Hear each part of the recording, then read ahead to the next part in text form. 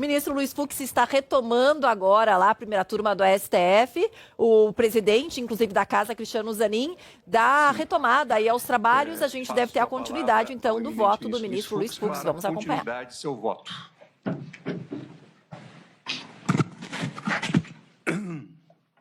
Saúdo novamente Vossa Excelência, ministro Cristiano Zanin, ministra decana, ministra Carmen Lúcia, ministro relator, ministro Alexandre Moraes, ministro Flávio Dino, senhores advogados e advogadas presentes.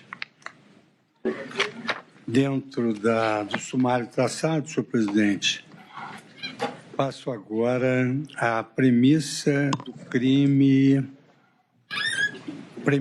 de golpe de Estado e tentativa de abolir o Estado Democrático de Direito, para depois, então, entrar nas condutas.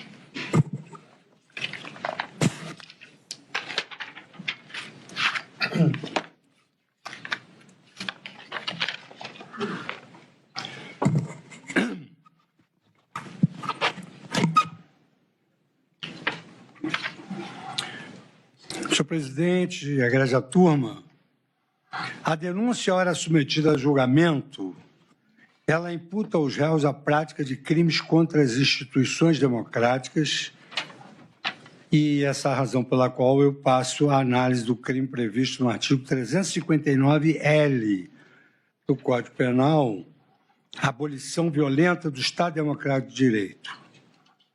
O tipo legal vem assim descrito: tentar, com emprego de violência ou grave ameaça, abolir o Estado de Direito, democrático de direito, impedindo ou restringindo o exercício dos poderes constitucionais.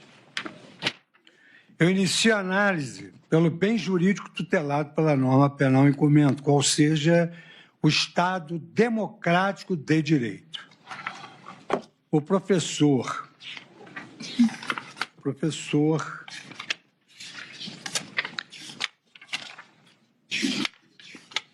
só para não pular uma página aqui, o professor de ciência política da New York University, Adam Pravorsky, esclarece que a palavra democracia possuía uma conotação negativa até muito recentemente, tendo inclusive seu uso desaparecido ainda na Roma Antiga.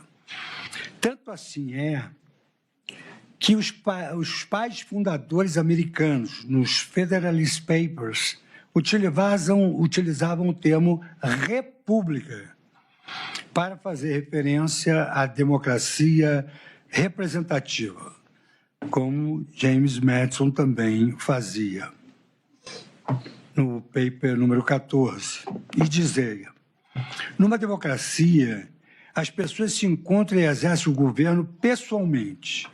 Numa república, elas se reúnem e o administram pelos seus representantes e agentes. Após a Primeira Guerra Mundial, o termo democracia passou a ser empregado de maneira positiva, sob a influência do presidente americano Woodrow Wilson, para indicar soberania popular e autogoverno consentido pelos governados, em contraposição à filosofia comunista de Vladimir Lenin. A ideia nodal de autogoverno, representação e consentimento foi sendo qualificada ao longo do tempo, na medida em que nunca se mostrou suficiente. A mera existência de eleições não se revelavam idôneas a representar a democracia e nem mesmo para garantir estabilidade política ou respeito às liberdades e direitos fundamentais. Como anota Przeworski, o conceito de democracia evoluiu gradualmente para se tornar uma nova construção que elevou a liberdade ao valor político mais importante e prosseguiu para afirmar que esse valor somente pode ser alcançado se as pessoas forem governadas apenas pelas leis que elas mesmas determinarem e as quais sejam igualmente sujeitas a crivo da sociedade. Intrínsetas à ideia de democracia, sob essa lógica, figuram os valores morais da liberdade e da igualdade, que, por sua vez, demandam instituições capazes de limitar a vontade da maioria, conforme nós encontramos na Enciclopédia de Filosofia da Universidade de Stanford. Eu faço uma transcrição, mas me baseio especificamente nesse trecho. A ideia de igualdade pública também fundamenta limites à própria tomada de decisões democráticas. A igualdade pública exige ainda que direitos liberais e civis fundamentais sejam igualmente respeitados pelo processo democrático, funcionando assim como limite à atuação da decisão majoritária. Nada obstante, não existe consenso sobre quais instituições devem compor o conceito de democracia para garantir a vontade popular respeitada, evitando domínio por grupo de interesse, mas, ao mesmo tempo, filtrada, refinada e limitada de modo a combater a tirania da maioria. O professor da Universidade de Yale, Robert Post, por exemplo, identifica na liberdade de expressão um dos componentes essenciais e indispensáveis para a democracia na tradição daquele país. Diz ele, é por essa razão que denominamos a primeira emenda de caráter antimajoritário, a guardiã de nossa democracia. Ainda que o objeto próprio da primeira emenda seja restringir as leis que uma maioria poderia promulgar, sua finalidade é proteger a livre formação da opinião pública, que constitui o sine qua non da democracia. Os primeiros teóricos possuíam uma compreensão bastante inadequada da natureza da democracia. Imaginavam que o princípio fundamental da democracia era um majoritarismo expresso por meio das eleições. Mas o majoritarismo e as eleições são meros mecanismos de tomada de decisão. A democracia não se assenta em técnicas decisórias, mas sim no valor do autogoverno, na noção de que aqueles que estão submetidos à lei devem também se perceber como autores da lei.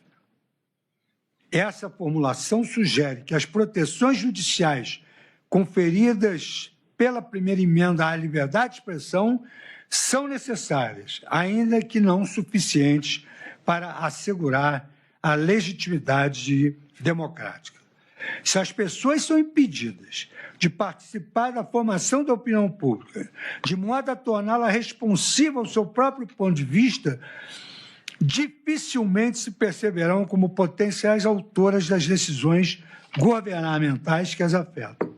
A democracia exige que a atuação estatal esteja vinculada intimamente à opinião pública. Cito a obra do professor Robert Post, Democracia, Expertise e Liberdade Acadêmica.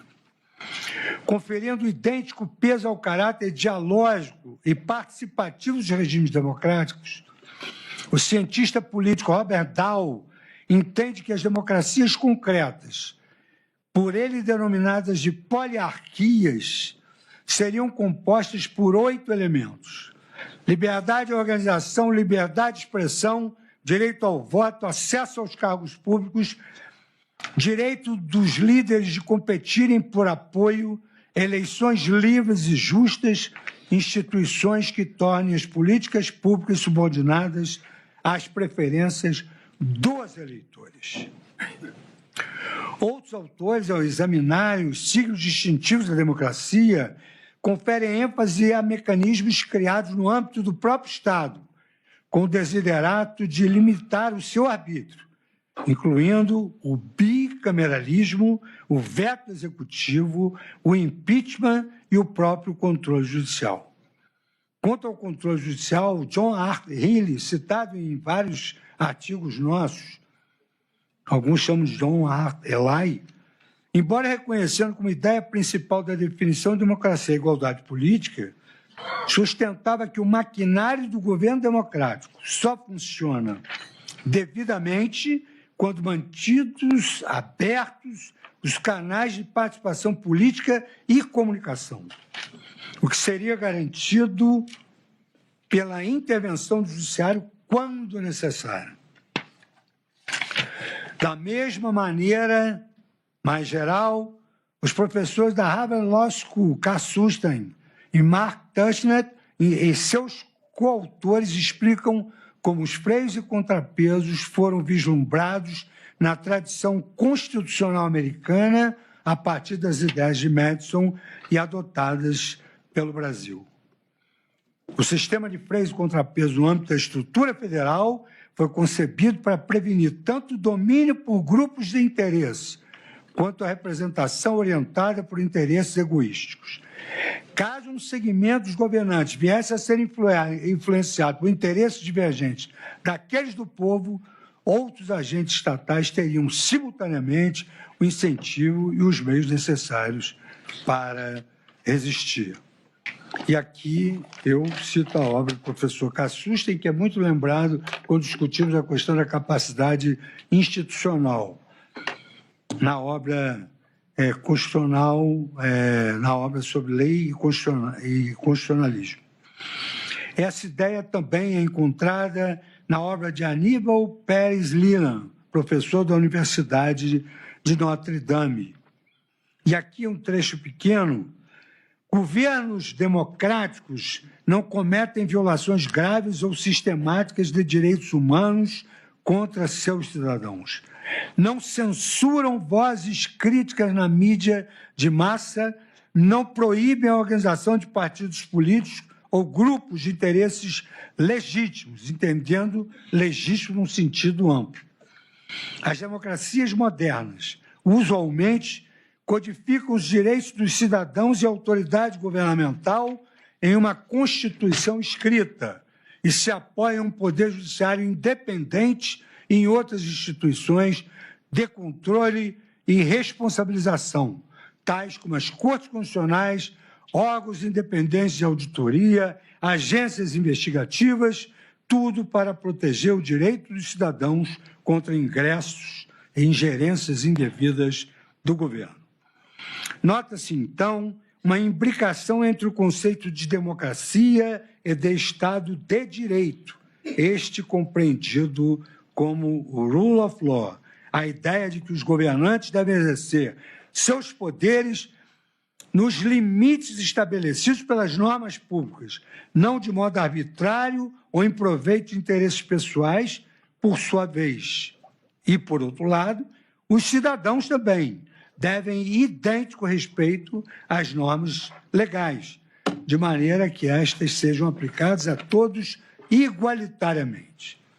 Apesar de ser inequívoca essa íntima ligação entre democracia e o Estado de Direito, também em relação ao último, há controvérsias quanto quais normas públicas devem estar presentes em dado ordenamento para que se reconheça a observância do rule of law.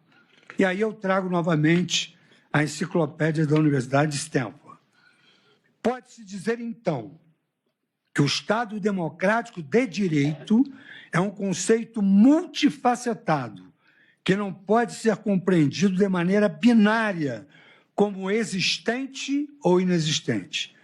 A sua utilidade para a teoria constitucional reside na sua capacidade de albergar diversos vetores institucionais, considerados pela literatura como indicadores de uma boa governança pública, que merecem exame casuístico e sensível, a diversos graus de maturação. Esses indicadores nem sempre são de fácil constatação, e a sua dimensão é deveras controvertida. Ademais, consoante aponta Stefan Voigt, um Estado de Direito completo nunca se realizou e provavelmente jamais se realizará na medida em que depende não apenas da qualidade formal das instituições em dado lugar e tempo, mas também da qualidade dos organismos incumbidos de sua implementação fática. A complexidade inerente à matéria decorre do fato de que o Estado de Direito é composto por várias dimensões, muitas das quais são também multifacetadas. O autor propõe, Stephen Boyd, uma análise restritiva do Estado de Direito, abrangendo o exame de apenas 7 categorias: separação de poderes, controle judicial, independência judicial, responsividade judicial, independência persecutória, devido processo legal e direitos humanos básicos. Nada obstante essas dificuldades, são diversas as organizações e estudiosos que se dedicam a classificar as instituições que devem ser apreciadas na análise empírica comparativa do Estado democrático de direito, valendo-se de critérios bem mais amplos que os propostos por Voigt, como agora eu enunciei. E essa parte da doutrina constitucional, ela estabelece índices para medir a qualidade do Estado de Direito em diferentes países. E, ao verificar esses índices, ela estabelece 8 eixos gerais. Primeiro, limite aos poderes governamentais. Afere-se a efetiva limitação dos poderes do governo pelo Legislativo, pelo Judiciário, por auditorias independentes e por freios não governamentais. A aplicação de sanções aos agentes por má conduta, bem como a sujeição do processo de transição do poder ao ordenamento jurídico. 2. Consideram ainda como integrante um índice da democracia a ausência de corrupção. Verifica-se se os agentes públicos do Poder Executivo, do Poder Legislativo, do Poder Judiciário, das forças policiais e militares se abstêm de utilizar a função pública para fins de proveito privado ou indevido. Ainda dentro dos 8 eixos, terceiro, justiça criminal. Examina-se a efetividade do sistema de investigação e de julgamento penal, a tempestividade das decisões, a capacidade do sistema criminal de reduzir a reincidência, bem como, enfatiza os aspectos a seguir, sua imparcialidade, independência frente a influências indevidas, ausência de corrupção, além do devido respeito ao processo legal e aos direitos dos acusados. 4. Ainda no índice da classificação da democracia, direitos fundamentais, avalia-se a garantia da igualdade e da não discriminação, a proteção do direito à vida e à segurança pessoal, o respeito ao devido processo legal, a efetividade da liberdade de opinião e de expressão, da liberdade de crença e de religião, da proteção contra interferências arbitrárias na esfera da vida privada, da liberdade de reunião e associação, bem como a efetividade dos direitos fundamentais dos trabalhadores. 5. Aplicação regulatória. Afere-se a efetividade da aplicação das normas regulatórias, a imparcialidade em sua execução, a condução séria dos processos administrativos. 6. Governo aberto.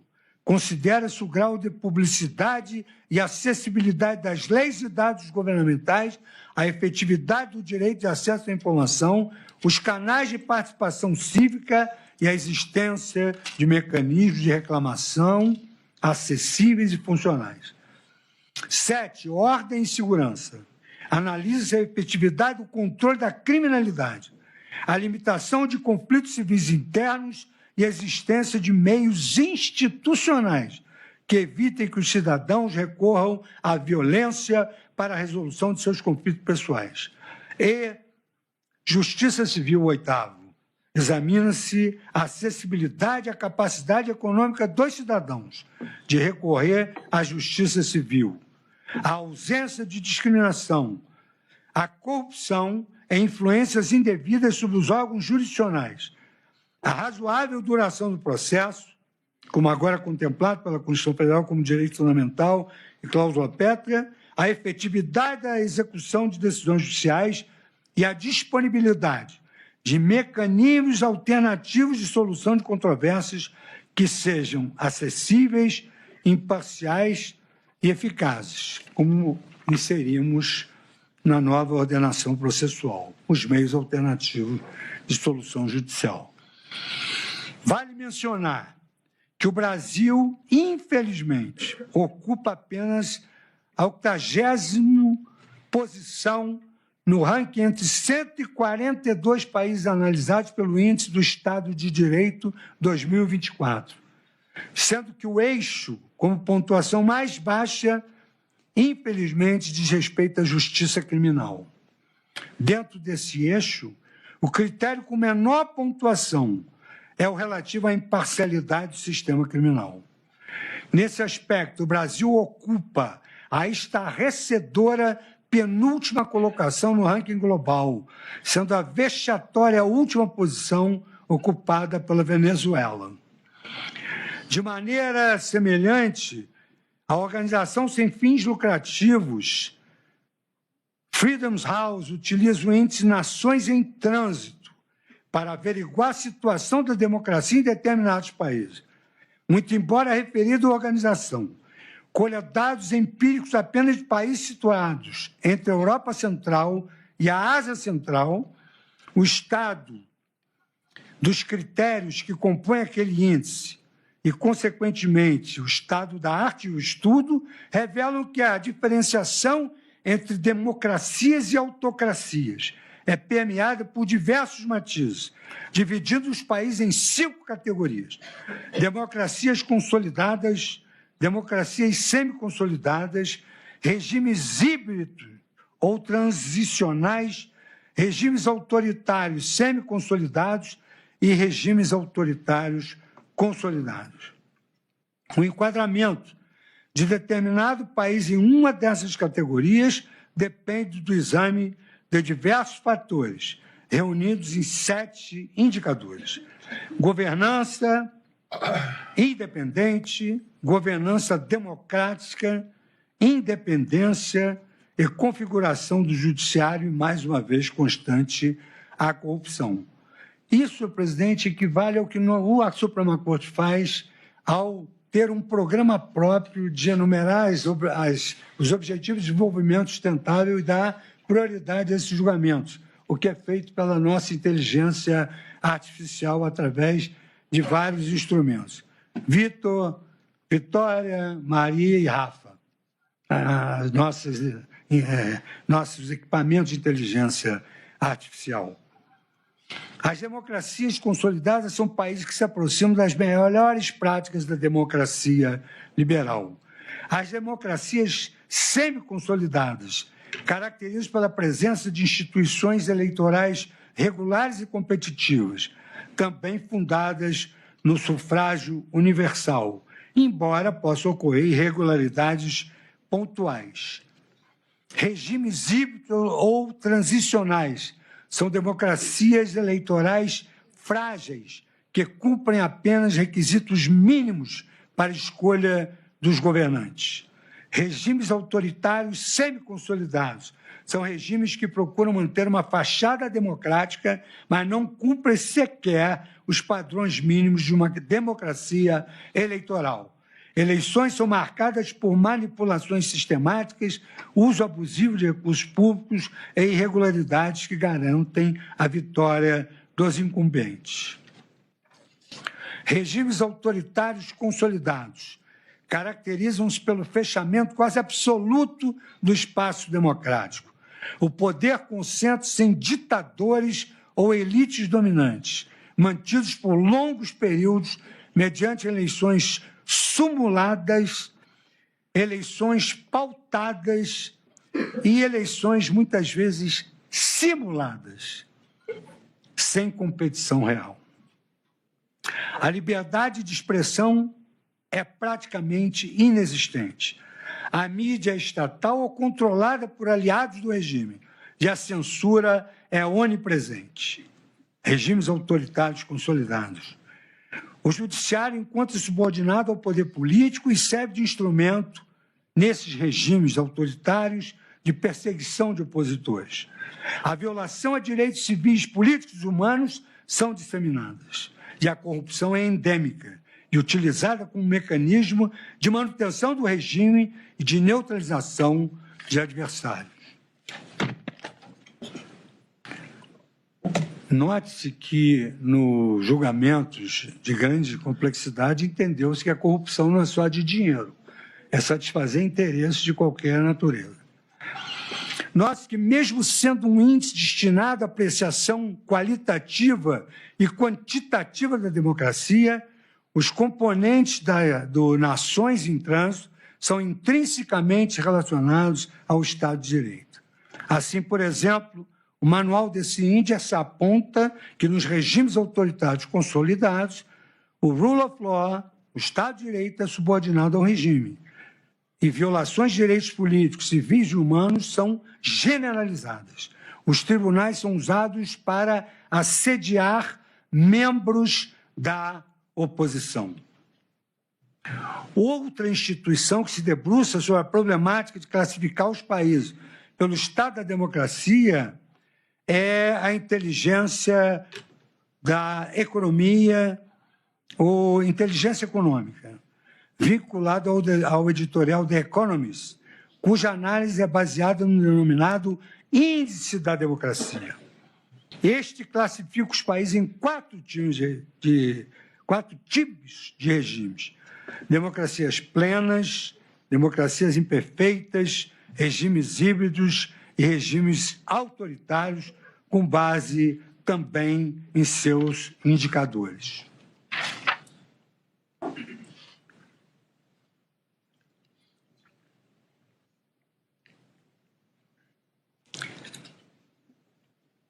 Esse índice de democracia, e eu falo isso porque duas informações saíram contraditórias. O The Economist coloca o Brasil lá embaixo, no índice de democracia, e surgiu outro dia um artigo freelance em que se aponta a democracia brasileira como uma coisa de outro mundo, melhor do que todas essas que aqui se classificou. Como se nota, é um índice mais restrito do que Nações em Trânsito. Porém, a sua análise contempla uma gama maior de países. São 165 no total, dentre os quais o Brasil figura na 57ª posição em 2024. É considerado uma democracia imperfeita.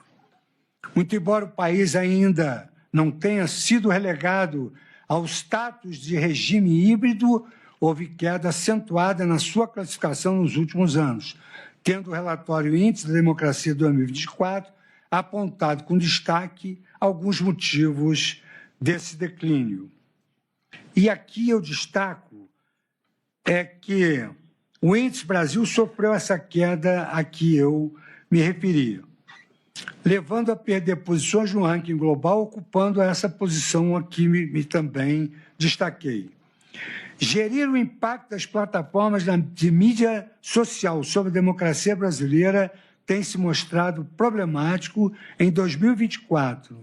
Segundo esse índice, a nossa Corte teria extrapolado esse limite. Desde 2019, a Corte conduz investigações constantes do relatório, estou reportando meu relatório, conduz investigações controversas sobre a prorrogação de suposta averiguação e propagação de suposta desinformação dirigida contra as instituições eleitorais e democráticas do Brasil. Nesse contexto, não surpreende que, quando questionados se acreditam que a liberdade de expressão é garantida no país, quase 64% dos brasileiros respondam que é pouco garantida ou nada garantida, de acordo com dados do Latino Barômetro de 2023, índice substancialmente superior à média regional de 45%. Ou seja, nós em 64% e a média regional em 45%. Ademais, 62% dos brasileiros afirmam não expressar suas opiniões sobre problemas enfrentados pelo país, segundo essa mesma pesquisa, percentual superado apenas por El Salvador e bem acima da média regional de 44%. A nota brasileira também foi negativa, impactada por novas revelações sobre uma suposta tentativa de golpe em 2022 contra o então presidente eleito Luiz Inácio Lula da Silva, do Partido dos Trabalhadores, e contra ministros do Supremo Tribunal Federal. A acusação sugere que planejavam assassinar o presidente e magistrados da Suprema Corte. O golpe teria sido articulado por ex-presidente da extrema-direita, bem como por membros de alto escalão das Forças Armadas. Todos negam envolvimento. O caso evidencia que, mesmo passados cerca de 40 anos do fim da ditadura militar, parte dos militares ainda mantém baixa consideração pelo governo civil. E aí eu transcrevo mais alguns textos.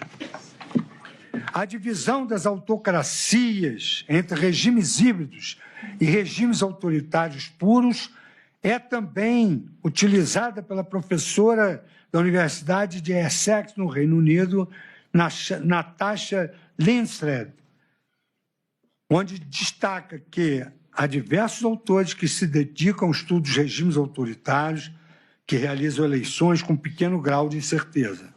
Esses regimes são denominados regimes híbridos, autoritários eleitorais ou regimes autoritários competitivos. Embora os regimes híbridos promovam eleições em que a oposição pode desafiar de forma significativa os governantes em exercício, o campo de jogo eleitoral não é equitativo como ocorre nas democracias. E aí eu discorro sobre todos esses regimes híbridos. Todas essas nuances, senhor presidente e egregiada turma, revelam que o bem jurídico tutelado pelo artigo 359-L do Código Penal, é dizer, o Estado democrático de direito, possui diversos aspectos que perpassam as liberdades fundamentais, a integridade das eleições, a responsividade dos poderes públicos, o respeito ao devido processo legal, o combate à corrupção e à violência, dentre outros. Cada um desses elementos está sujeito a gradações quanto à sua efetividade completa, variando de acordo com a sua concretização formal e material. Disso decorrem duas conclusões parciais. A primeira diz respeito ao elemento subjetivo do tipo, o dolo necessário para a configuração do artigo 359-L do Código Penal, que exige que o agente dirija voluntariamente a sua conduta à supressão material de todos os elementos do Estado democrático de direito, esses que foram anunciados, abrangendo a liberdade de expressão, abrangendo o voto, abrangendo a alternância no poder, a separação de poderes, a soberania da Constituição, a independência do Judiciário, o acesso à justiça, o devido processo legal e as prerrogativas parlamentares. É essencial, portanto,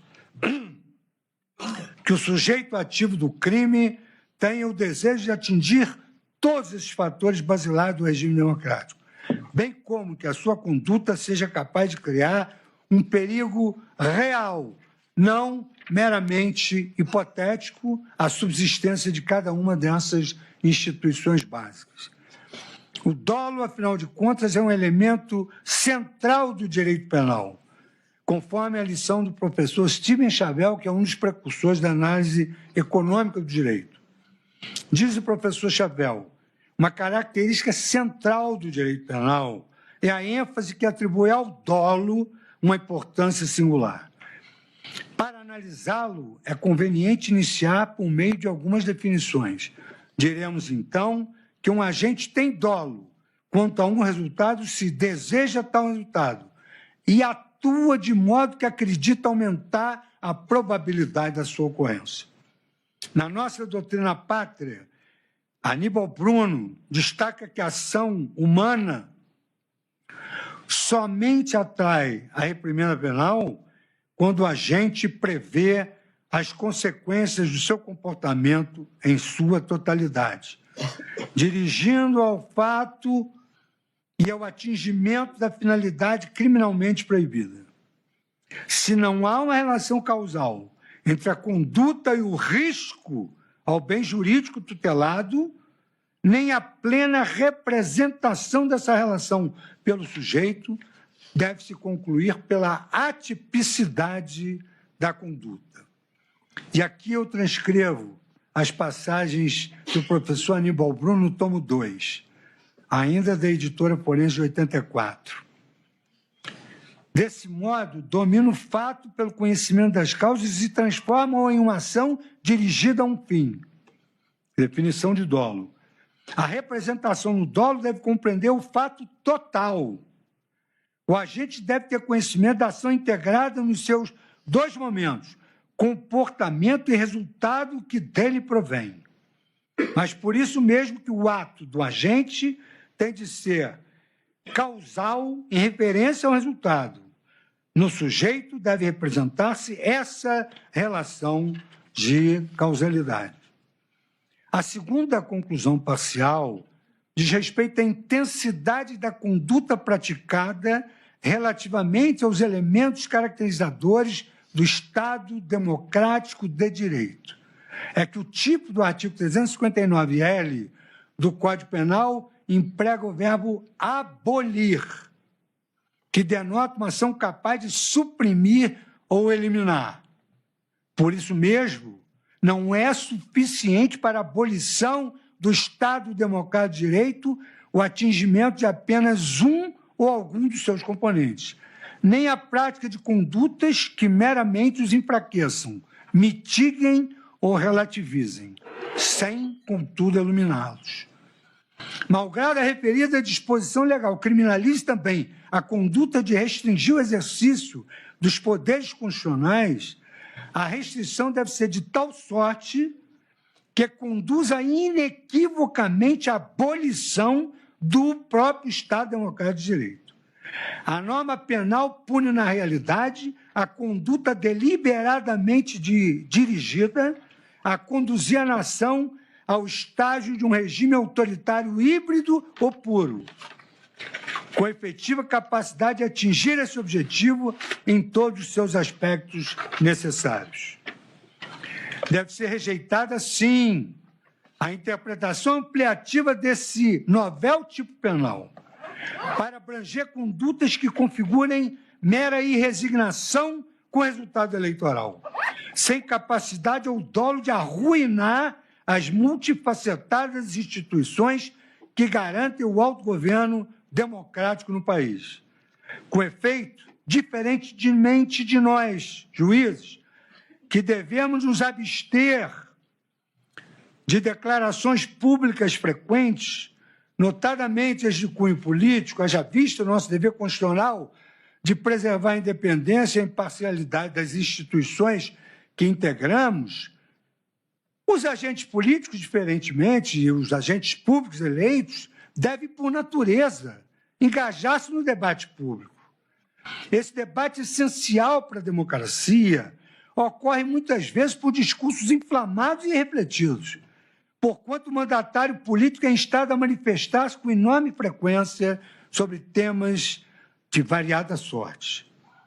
O risco de declarações infelizes, declarações ofensivas é permanente, mas essas declarações devem ser depuradas também pelo filtro democrático, à luz do escrutínio dos eleitores. Caso declarações dessa natureza pudessem ser consideradas atentados às instituições democráticas, haveria inequívoco efeito inibidor sobre o debate público, inibindo a assertividade, inibindo o engajamento que a sociedade espera de seus mandatários, de modo a compreender, em última análise, o próprio funcionamento da democracia. Em síntese, por mais determinados comportamentos possam ser nefastos para a maturidade política do país, atrasando a solidificação de suas estruturas jurídicas e sociais rumo ao estado de uma democracia consolidada ou plena, refugirão a incidência da norma criminalizadora, quando incapazes de causar, como sua consequência direta, a completa abolição dos múltiplos elementos intrínsecos ao Estado democrático de direito. Uma eventual compreensão ampliativa do objeto material desse crime sujeitaria indevidamente ao risco de sanção os atos dos agentes políticos praticados no âmbito do sistema de freios e contrapesos, inclusive decisões judiciais, que, porventura, limitem o funcionamento dos outros poderes sem ordem expressa e específica da Constituição. Consoante comentam os doutrinadores do tempo, algumas pessoas consideram quaisquer restrições à regra majoritária como um controle judicial como antidemocráticas. Obviamente, o legislador não teve a intenção de amesquinhar o uso do direito penal, compreendido sempre como última ratio, quanto mais para criminalizar o funcionamento corriqueiro dos órgãos políticos, ou desabafo irrefletido de candidatos derrotados a cargos públicos, o denominado vulgarmente foro choro de perdedor. A mens legislatórias resta evidenciada pela cláusula restritiva prevista no artigo 359-T do Código Penal, este inserido nas disposições comuns a todos os delitos previstos no título 12º dos crimes contra o Estado Democrático. O referido artigo 359-T do Código Penal estabelece que não constitui crime previsto neste título a manifestação crítica aos poderes constitucionais, afastando qualquer pretensão de punir como atentados ao Estado Democrático ou tentativas de golpe de Estado, bravatas, como foi dito aqui no interrogatório, bravatas proferidas por agentes políticos contra membros de outros poderes, ainda que extremamente reprováveis. Nessa mesma linha, deve ser também considerado o veto ao artigo 359-O, que seria incluído no Código Penal pela Lei 14.197 de 2021, para criminalizar a conduta de promover ou financiar pessoalmente por interposta pessoa, mediante uso de expedientes não fornecidos diretamente pelo provedor de aplicação da mensagem privada, campanha ou iniciativa para disseminar fatos que sabem verídicos que sejam capazes de comprometer a rigidez do processo eleitoral. Efetivamente, esse dispositivo foi vetado. E as razões do veto elucidam não ser possível, por meio de crimes contra o Estado Democrático de direito, punir o discurso político, mesmo que ácido, repugnante ou falso. Afinal, anotou-se que a alteração legislativa proposta seria contrária ao interesse público, por não deixar claro se haveria um tribunal da verdade para definir o que viria a ser entendido por inverídico a ponto de constituir um crime punível, o que acaba por provocar enorme insegurança e atentado à democracia. Dessa maneira, não se pode admitir que possam configurar a tentativa de abolição do Estado Democrático de Direito, discursos ou entrevistas, ainda que contenham rudes acusações aos membros de outros poderes. Muito menos podem ser criminalizados por aplicação dos artigos 359-L e 359-M do Código Penal, petições ao Judiciário, contendo questionamento ao sistema eleitoral, sob pena de burla ao veto presidencial por via transversa. Petição judiciária é direito de acesso de todos. A excludente da ilicitude esculpida no aludido artigo 359-T abrange ainda a reivindicação de direitos e garantias constitucionais por meio de passeatas. A lei exclui a ilicitude por meio de reivindicação de direitos e garantias constitucionais por meio de passeatas, de reuniões, de greves, de aglomerações ou de qualquer outra forma de manifestação política com propósitos sociais. Ou seja, não configuram crimes, eventuais acampamentos, manifestações, faixas e aglomerações que consistem em manifestação política com propósitos sociais, assim entendido, o desejo sincero de participar do autogoverno democrático, mesmo quando isso inclua a resignação pacífica contra os poderes públicos. É relevante mencionar que tanto o artigo 359-L quanto o artigo 359-M do Código Penal prevêem como elementos essenciais do tipo o emprego de violência ou grave ameaça. Voltamos novamente àquela hipótese que a mão não cabe na luva. Tem de haver tipicidade, o nexo exato entre o fato e o tipo previsto. Isso significa que a própria conduta objeto da sanção criminal deve ser em si violenta ou gravemente ameaçadora, não sendo abrangida por essas disposições legais a mera preparação ou instigação genérica a uma suposta ou grave ameaça futura. Também não se deve amesquinhar o conceito de grave ameaça, pois, como consignei em precedente no habeas corpus 117.819, julgado pela primeira turma, o caráter subjetivo da grave ameaça não dispensa a correlação de proporcionalidade e razoabilidade que deve existir entre a conduta praticada pelo agente e a ameaça sentida pela vítima. A propósito do artigo 359 do Código Penal, esse tipo criminaliza a violência ou grave ameaça empregada como um meio para tentar depor o governo legitimamente constituído. Meio para tentar depor o governo legitimamente constituído. A lei intitula esse crime como golpe de Estado, definido pela legislatura como captura ou tomada dos cargos públicos por força militar. Tomada, consistindo frequentemente em um ataque incruento pelo braço militar do Estado contra seu próprio governo. Essa é a definição da doutrina, essa é a definição de Paul Brooker, que classifica 3 tipos de golpe de Estado. O golpe corporativo, aquele levado a cabo pelas Forças Armadas, como corpo institucional sob o comando de seus oficiais de mais alta patente.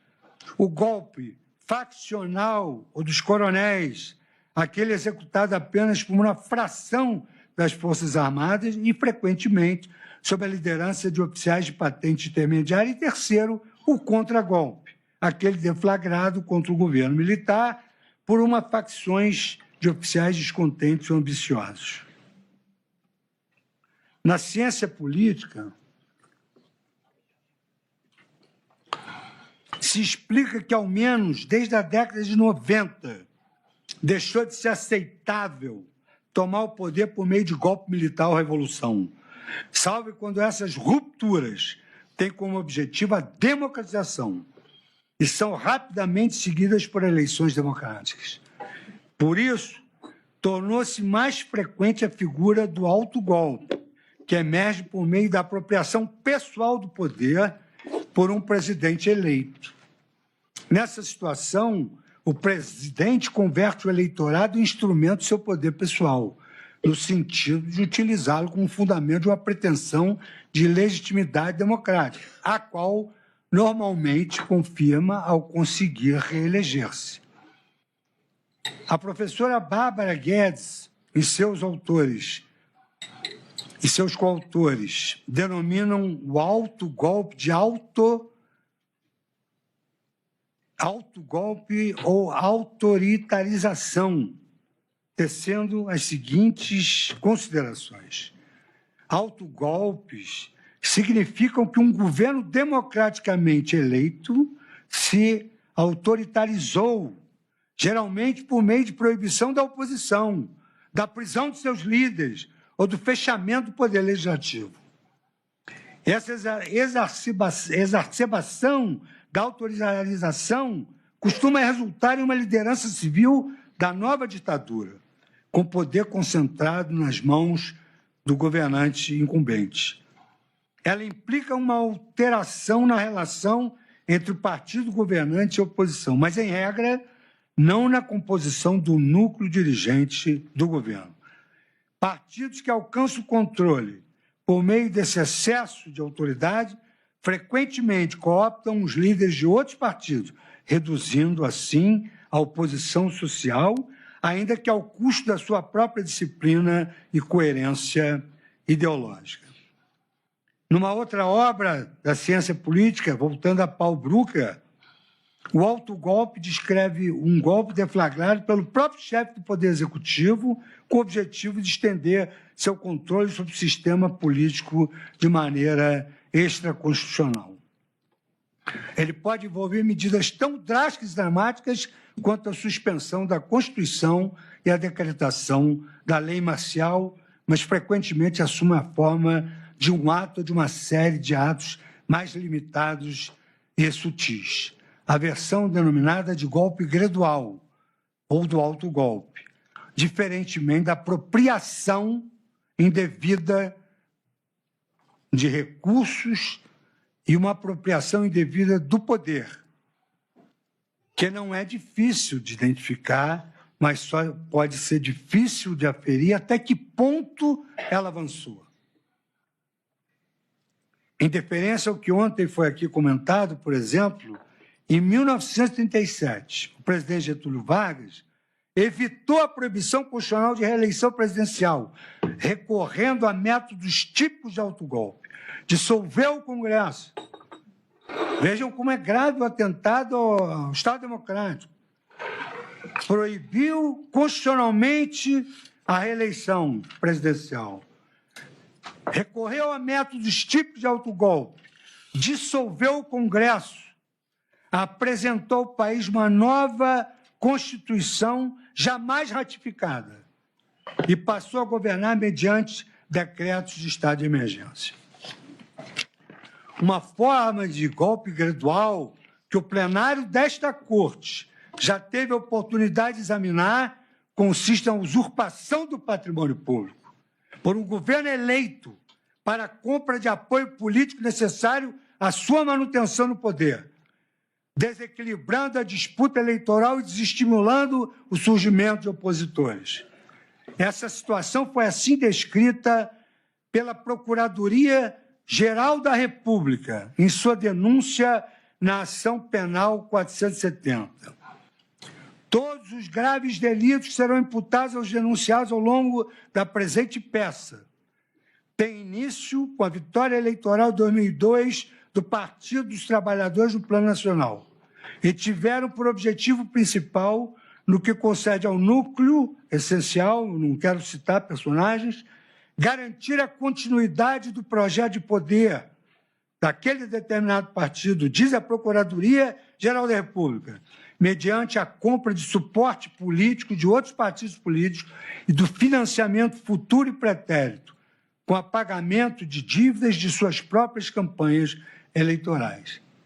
Na ocasião, o ministro Celso de Mello elucidou com clareza meridiana o caráter ofensivo às instituições democráticas daqueles delitos reconhecidos pela Corte, qualificando o comportamento delinquencial gravíssimo dos condenados, também chamados por Sua Excelência de os profanadores da República, os subversivos da ordem institucional, os transgressores da ética do poder.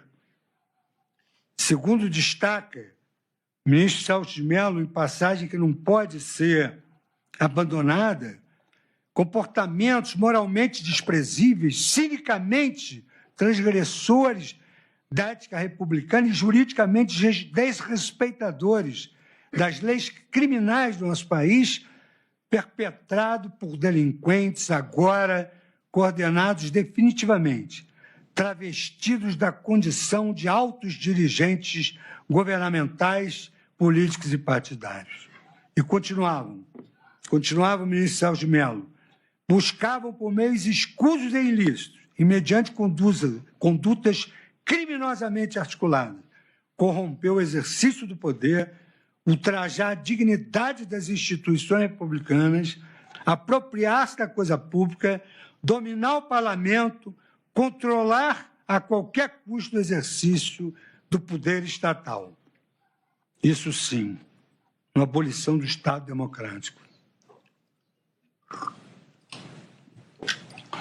Como se nota, a apropriação ilegítima do aparato público por um governante eleito, consistente no alto golpe, não envolve a conduta de depor o governo legitimamente constituído, prevista no artigo 359-M do Código Penal. A palavra depor, repiso, significa destituir ou exonerar alguém de um cargo do poder. Ação esta que não se coaduna com o comportamento de um presidente eleito que abusa de suas prerrogativas para manter-se no poder. Não há espaço semântico no referido tipo legal para abranger a ação de um presidente da República em exercício, que o conflito de limitar direitos fundamentais e o fundamento e o funcionamento dos demais poderes para perpetuar-se indevidamente no cargo, empregue mecanismos previstos na Constituição fora de suas estritas hipóteses autorizativas, ainda que envolvendo a ação das Forças Armadas e da Segurança Pública. A proibição, já afirmei anteriormente e reafirmo, a proibição da analogia in malam partem, no âmbito penal, num crime e nula pena, sine lege stricta, é garantia prevista no artigo 5º da Constituição Federal, segundo o qual não há crime sem lei anterior que defina, não há pena sem prévia combinação legal. Consequentariamente, o texto legal é uma barreira intransponível à interpretação no âmbito do direito penal, sendo vedado ao julgador distorcer os limites semânticos estabelecidos pelo legislador para punir qualquer réu.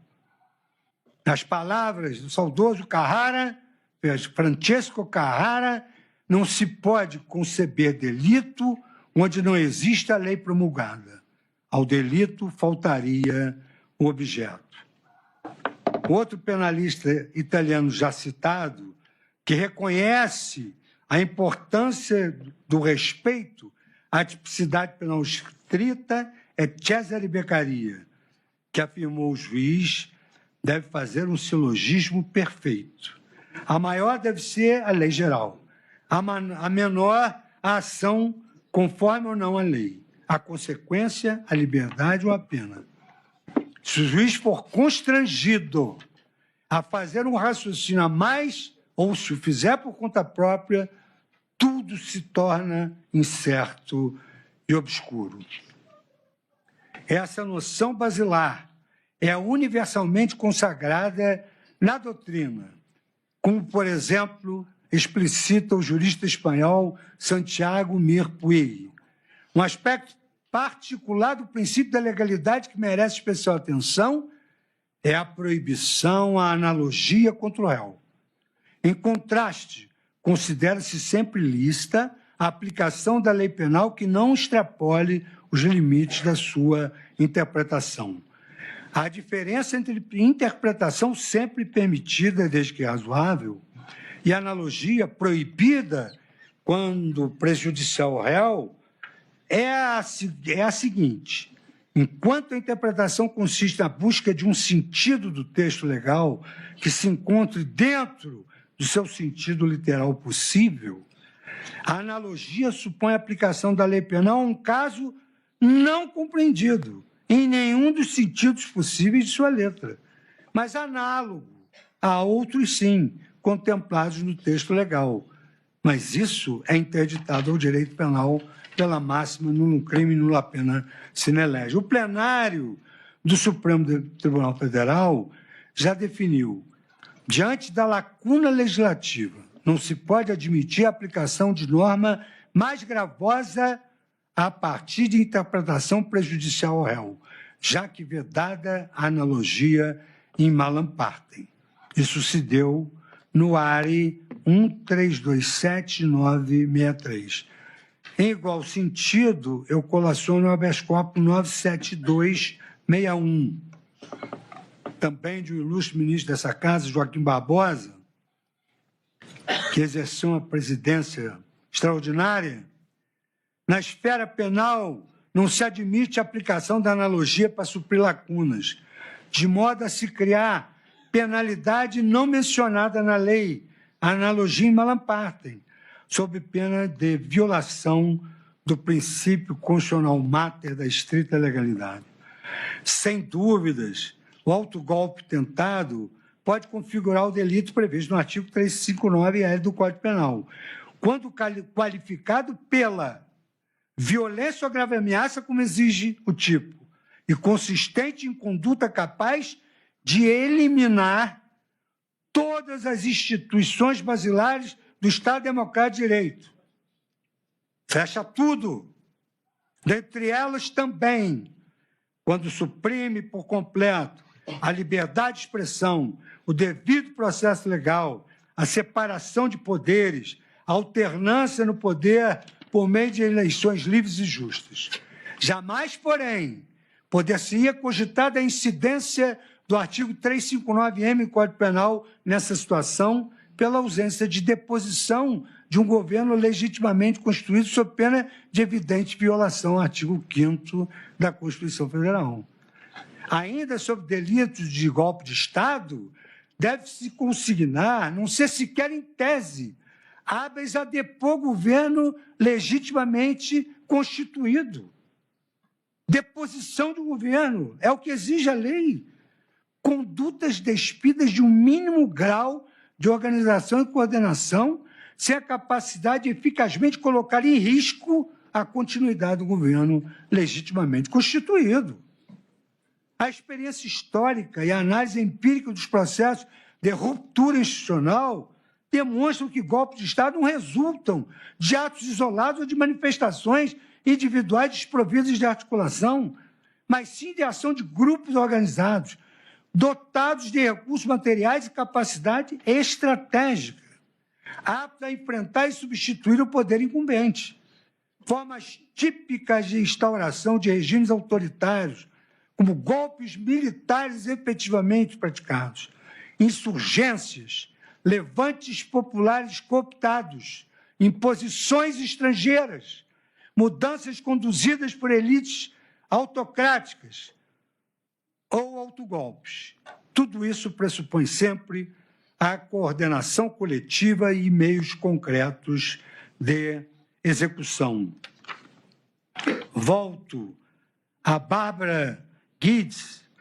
Golpes de Estado são a maneira mais comum de iniciar novas ditaduras, simplesmente porque são mais fáceis de organizar do que insurgências ou levantes populares.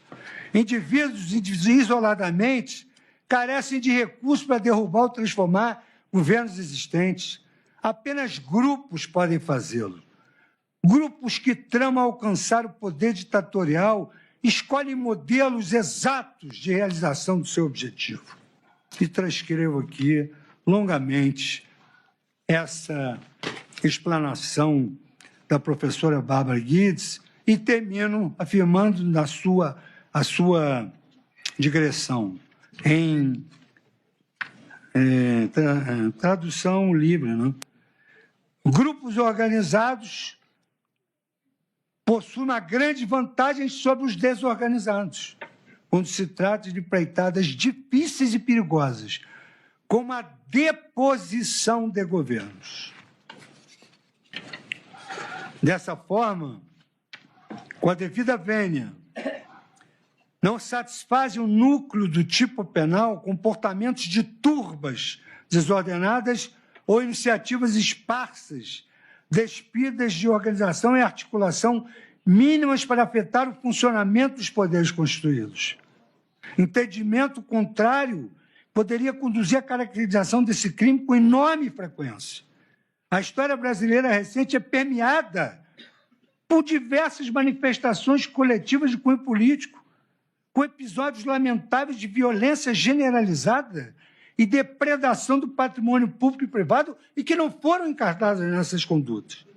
Nas chamadas jornadas de junho de 2013, o país assistiu estarrecido a cenas de violência em diversos atos em São Paulo, no Rio de Janeiro, em Brasília, envolvendo confrontos, barricadas e depredação de agências bancárias, lojas, veículos e prédios públicos.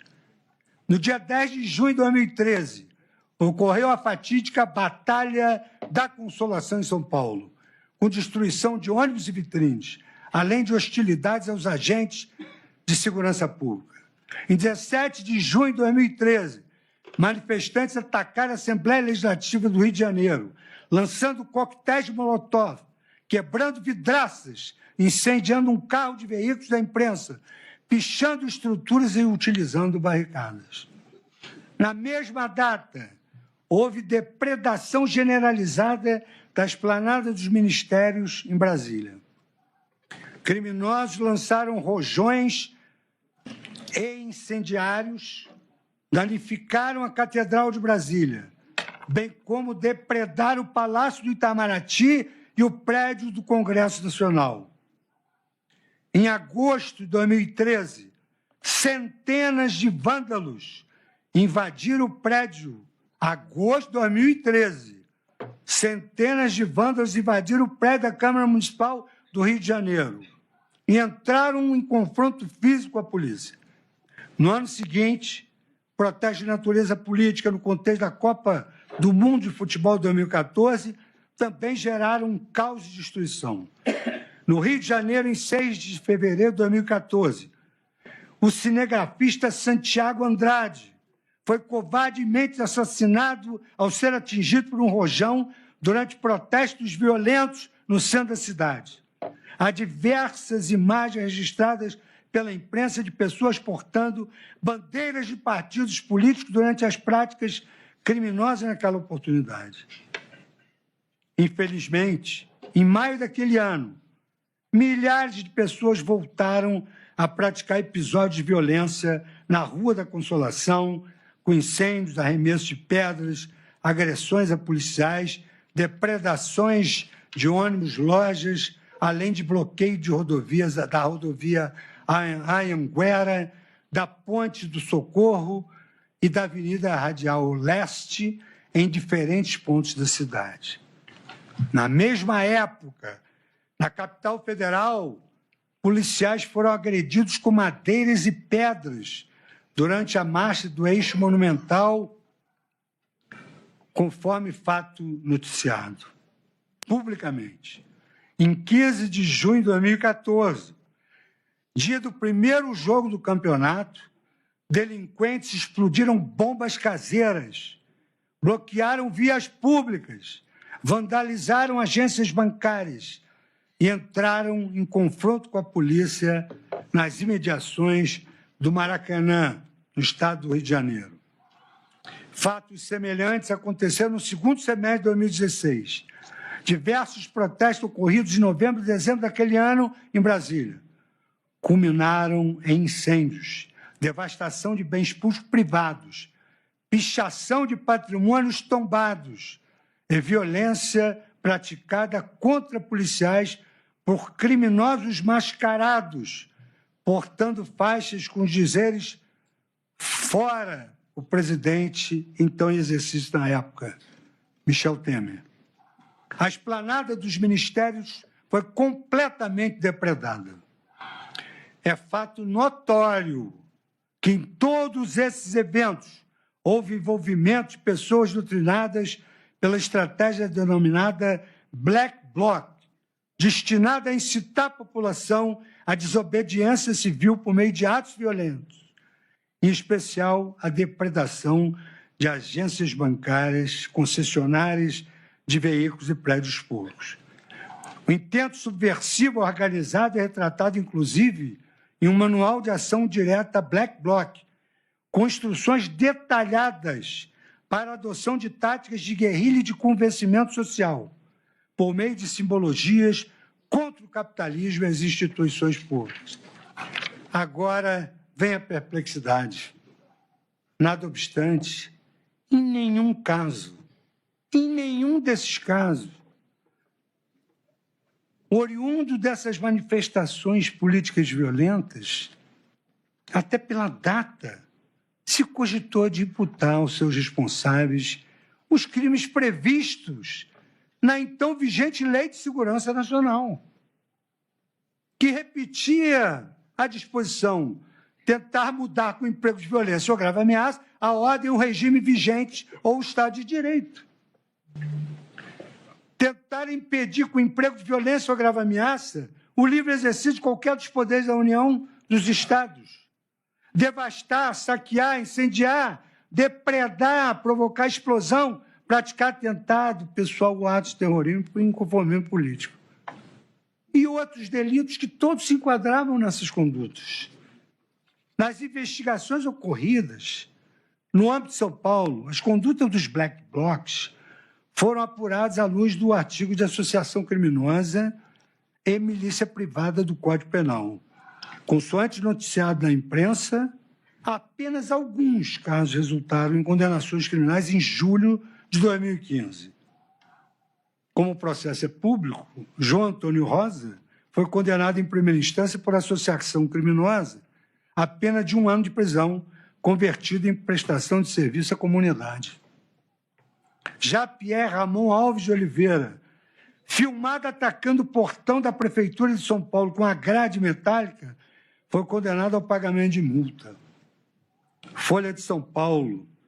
Black Blocs ficam isolados e submergem após o auge de junho de 2013. Reportagem de 13 de junho de 2023, às 23h15. Por sua vez, a Justiça do Rio de Janeiro condenou em primeira instância 23 participantes dos atos gerados pelos Black Blocs. A denúncia apontou a existência de uma organização estruturada, denominada Frente Independente Popular, responsável pelo planejamento e convocação para ataques violentos. Os réus foram considerados em curso no artigo 288 do Código Penal, associação criminosa, e no artigo 244B do Estatuto da Criança e do Adolescente. Corrupção de menores. Todavia, além desta classificação típica irrisória, em sede de recurso, as condenações de todos os 23 réus foram anuladas sob o fundamento da ilicitude da prova, que se lastreou na acusação somente. Pior ainda, com relação à morte do cinegrafista Santiago Andrade, apenas Caio Silva de Souza foi condenado em um processo distinto, por lesão corporal seguida de morte, a uma pena de 4 anos de prisão, em regime aberto.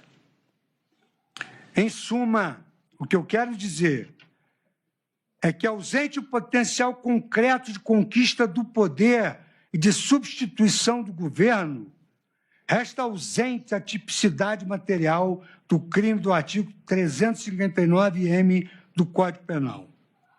A interpretação adequada do dispositivo exige que se preserve o princípio da lesividade, de modo a restringir a incidência da norma penal a comportamentos que apresentem perigo real à estabilidade dos poderes constituídos. De outro modo, correr-se-ia o risco de se ampliar indevidamente o âmbito de incidência do tipo, criminalizando repises e condutas que em si mesmas não possuem a mínima aptidão para produzir uma ruptura institucional. É da acusação, naturalmente, um ânimo de demonstrar detalhadamente a coordenação, a organização e a capacidade de articulação dos indivíduos responsáveis por condutas violentas dolosamente dirigidas à deposição do governo, não havendo clareza sobre a presença do dolo. Já nos ensinava Carrara que, em qualquer caso de dúvida, deve supor-se no agente a intenção mais branda e menos malévola. Já afirmei anteriormente, com a devida referência à literatura especializada, que golpes de Estado são a maneira mais comum de iniciar novas ditaduras. Tem-se assim que o golpe de Estado é um meio para a consecução de um regime autocrático, no qual o Estado democrático de direito estará de uma vez por todas abolido. O tipo é abolição. Destarte, o resultado colimado por aquele que tenta depor por meio de violência ou grave ameaça o governo legitimamente construído é o de abolir o Estado democrático de direito, impedindo ou restringindo o exercício dos poderes constitucionais. Claro que isso não significa dizer que não houve nada. Eu estou analisando à luz da figura típica. Ou seja, a conduta descrita no artigo 359-M, golpe de Estado, é um meio para atingimento da finalidade tipificada no 35L, abolição do Estado democrático de direito. Repise-se, o golpe é um meio para a abolição do Estado democrático de direito. Recorde-se o crime do 359L do Código Penal pode configurar-se pela prática de condutas que não são tipificadas pelo artigo 359-M do mesmo diploma legal. A exemplo do autogolpe tentado, que incorre nessa mesma petição de princípio, em qualquer caso, o bem jurídico tutelado pela norma penal é exatamente o mesmo, ou seja, a vigência do Estado democrático de direito, cuja abolição pode se dar ou não pela via do golpe de Estado. Todavia, quando a abolição do Estado democrático de direito é perseguida por meio da deposição violenta de governo legitimamente constituído, deve-se responsabilizar o agente apenas pela sanção prevista no 359-M, golpe de Estado. Porque é o meio para atingir a abolição, que inclusive é o delito, com pena mais grave, afastando a incidência do artigo 359-L do Código Penal. A situação ora apresentada é a hipótese manual para aplicação do princípio da consunção ou da absorção, de maneira que a conduta mais grave praticada pelo agente absorva a conduta menos grave no momento da tipificação penal. Os fatos absorvíveis, como notava Oscar Stevenson, são fatos anteriores ou posteriores à execução de determinado delito, mas previstos como infrações por outra norma, as quais o agente perpetra em virtude da mesma e única qualidade. Torna-se, pois, impunível, ou melhor, um indiferente penal ou ante ou pós-fato, esse delito meio. Desaplica-se a norma previsora do delito mais grave, através do qual se transitou para a objetividade jurídica da entidade delituosa mais grave. Oscar Stevenson, Concurso Aparente de Normas Penais, uma obra clássica, Estudo de Direito Penal e Processo Penal, em homenagem a Nelson Hungria, 1962, página 41 e 42. É também o que se encontra na jurisprudência da Corte Verbis. A consumação acaba por determinar que a conduta mais grave praticada pelo agente absorva a conduta menos grave. Habeas corpus 206.831. No contexto dos crimes apurados na estação penal, o ministro dessa corte já assentou que são tipos penais diversos, efetivamente, mas penso que se impõe a escolha por um deles. Nesta situação específica a que nós estamos referindo, a tentativa de golpe de Estado, na minha visão, absorve o crime de abolição violenta do Estado Democrático de Direito, também modalidade tentada, AP 1060, Tribunal Pleno, e esse argumento foi um argumento que pela vez primeira surgiu no Pleno, de autoria do professor e ministro Luiz Roberto Barroso, um dos maiores constitucionalistas da era moderna. Cumpre, na sequência, analisar questões comuns aos crimes do artigo 359-L e 359-M do Código Penal. Ambos os tipos penais em apreço iniciam com o verbo tentar, constituindo crimes de atentado, como aqui já foi dito, de modo que a conduta violenta ou gravemente ameaçadora deve configurar um ato executório dirigido à consecução do resultado criminoso, a saber, a abolição do Estado Democrático de Direito, a deposição do governo legitimamente constituído. Nesse sentido, o artigo 14, inciso 2º do Código Penal dispõe que o crime se diz tentado quando iniciada a execução não se consuma por circunstâncias alheias à vontade do agente.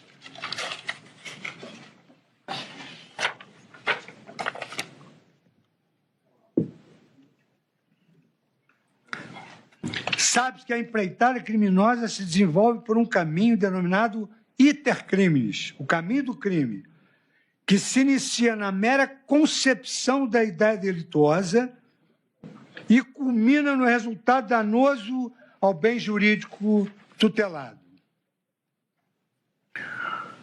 A primeira dessas fases é a denominada cogitatio, a que eu me referi quando recebendo a denúncia, que consiste na criação intelectual, maturação, deliberação e discussão do plano. Cogitatio. A cogitação pode limitar-se a conceitos internos, existentes apenas no psicológico do indivíduo, ou revelar-se externamente por fenômenos concretos, a exemplo de reuniões para traçar estratégia ou documentos que materializem aquele plano. Mas, em qualquer caso, como preceitua Aníbal Bruno, na sua parte geral do direito penal, os pensamentos e desejos criminosos, objeto, embora de apreciação sob critério religioso ou moral, escapam à consideração do direito punitivo. É o que se colhe do velho adágio romano. Cogitationes poenam nemo patitur, ou seja, ninguém pode ser punido pela cogitação. Há ainda outra conduta e outras condutas praticadas na denominada fase externa do intercrimes, que não atraem qualquer resposta penal, salvo quando existente tipo legal específico nesse sentido. São aqueles comportamentos que caracterizam meros atos preparatórios, consistentes na consecução dos meios hábeis a garantir o sucesso da futura empreitada criminosa. O jurista espanhol Santiago Mir Puig inclui, dentre os atos preparatórios, a obtenção dos meios, a observação do local do crime e o angariamento de cúmplices, esclarecendo que nada disso deve ser objeto de reprimenda criminal. Diz ele que isto não é objeto de reprimenda criminal, obter meios, observar o local, angariar cúmplices são exemplos de atos preparatórios. Diz ele, procurar-se os meios, na sua língua natal, né? Observar o lugar, proporcionar-se cúmplices, são exemplos apenas de atos preparatórios. Iniciar a ação de disparar sobre a vítima é um exemplo de começo da fase executiva, ainda que ela não venha a falecer.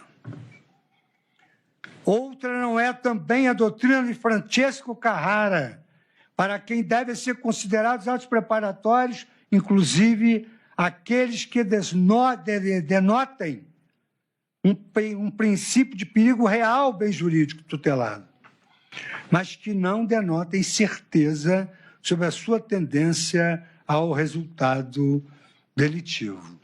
Diz ele, enquanto o ato externo seja tal que possa conduzir tanto ao delito como uma ação inocente, não teremos senão um ato preparatório que não pode ser imputado como tentativa. São, ao invés preparatórios, de modo contingente ou condicional, aqueles atos,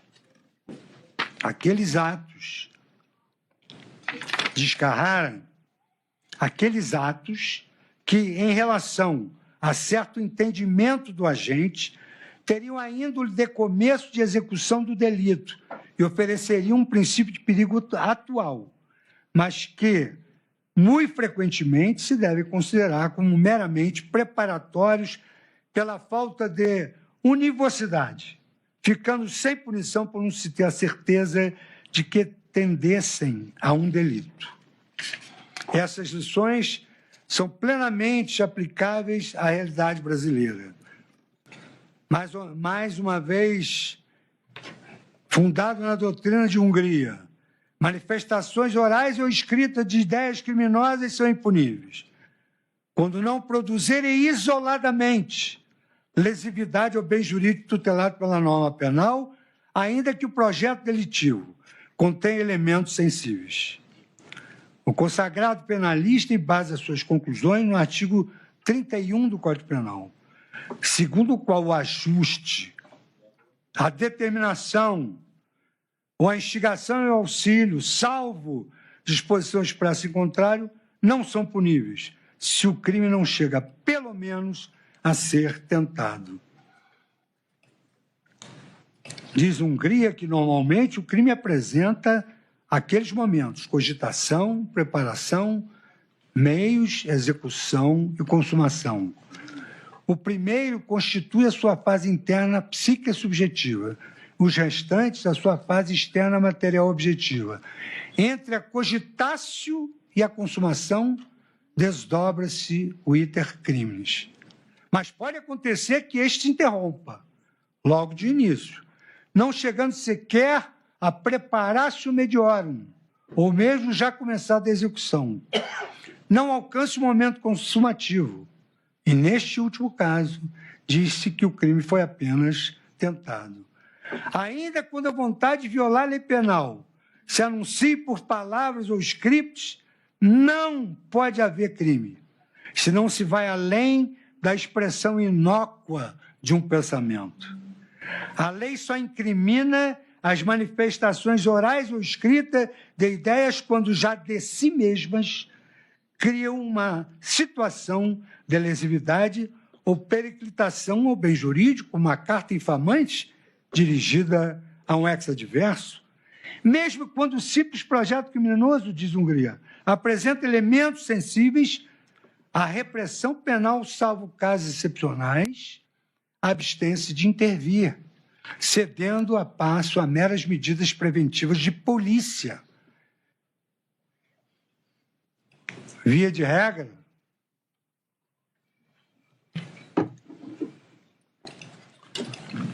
o ajuste, o mandato de instigação à proposta para determinado crime, desde que não seguidos de efeito, escapam à sanção punitiva. Também essa é a orientação de Aníbal Bruno, para quem os atos preparatórios englobam a aquisição dos instrumentos necessários à prática do crime, a procura pela ocasião mais favorável, a ordenação e o encaminhamento dos fatos no sentido do resultado delitivo. Tudo isso escapa à reprimenda penal, como se colhe da passagem de sua obra. A nuda cogitatio é absolutamente impunível. O delinquente passa do pensamento à ação objetiva, arma-se dos instrumentos necessários à prática do crime, procura o local a hora favorável, ordena e encaminha, em suma, os fatos no sentido de preparar o momento em que há de desferir o golpe. Entramos com isso nos momentos externos da vida do crime.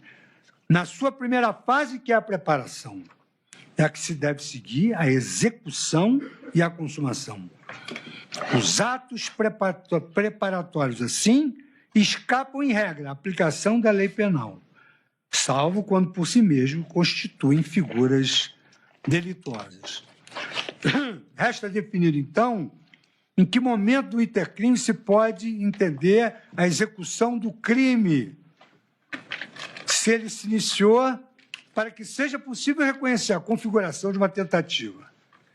A definição dessa questão é essencial para a política criminal, que se ocupa da tarefa de desestimular a ofensa a bens juridicamente tutelados por meio dos incentivos gerados pela lei penal.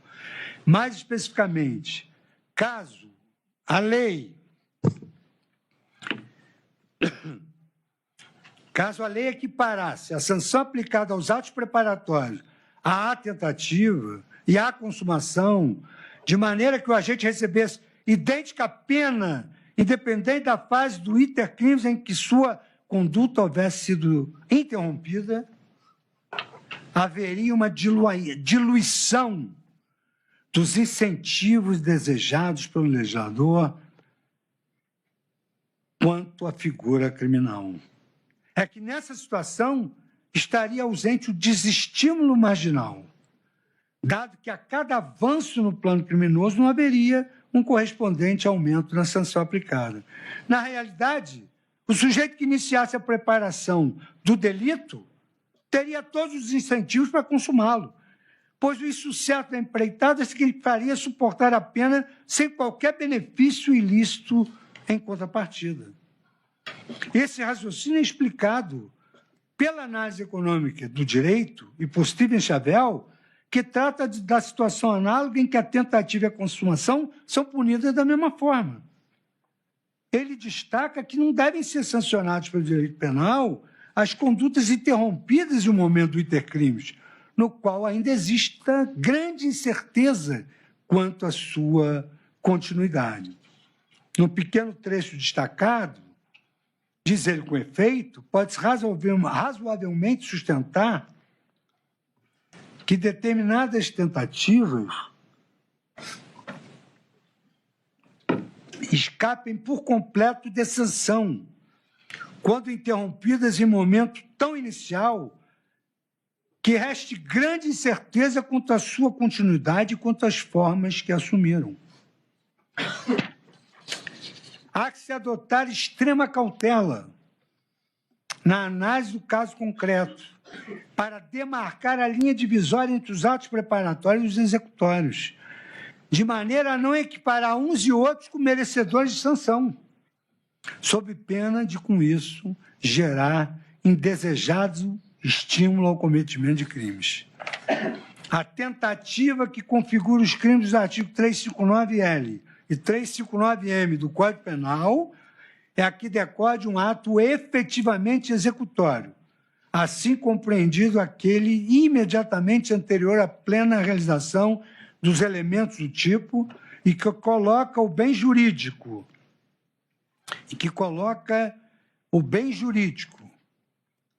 tutelado em um perigo igualmente imediato.